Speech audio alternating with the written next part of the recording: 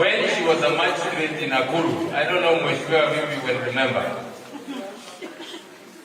I appeared before her. I had a case, and there was a senior provincial administration officer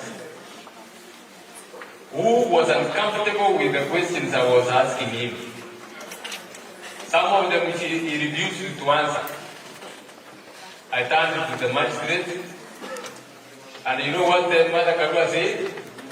Answer all the questions you are asked until I tell you not to answer. And then at the end of that day, we went on, and of course I won my case. Mother Karua is a lady I've known, a woman of great woman of integrity, and I'm happy Mheshimiwa you had time to come and grace our occasion. Please make your remarks. Excellency David Maraga, Presidential Candidate of UGM, dignitaries assembled here including members of Parliament, na wananchi wenye nchi, because you are the most honorable. Hamjambo.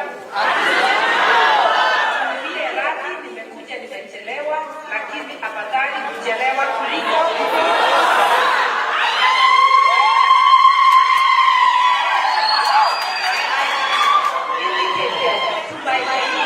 that I'll come even in for a short while because I hold him in high esteem.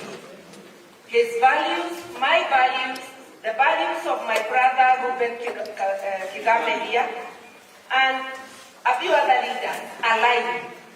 So when he calls me, it is my duty to come and support what he is doing. I have no fear that there is any word that will come out of his mouth which will ashame me. So I'm here confident. I know he's aiming for the presidency. Similarly, I am aiming, and many others. We say competition is healthy.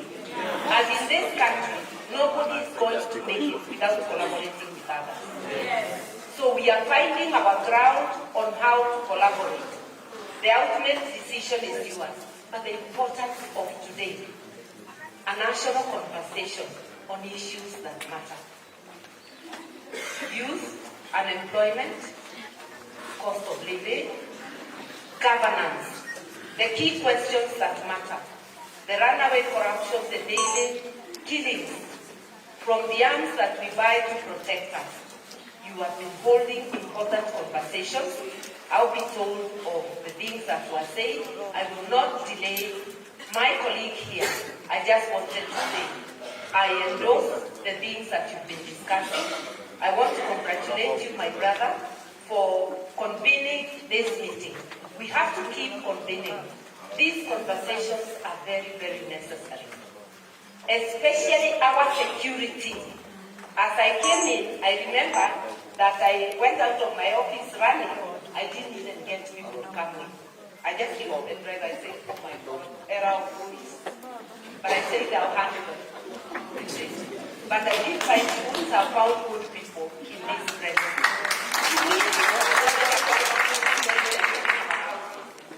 Has this become Haiti or worse?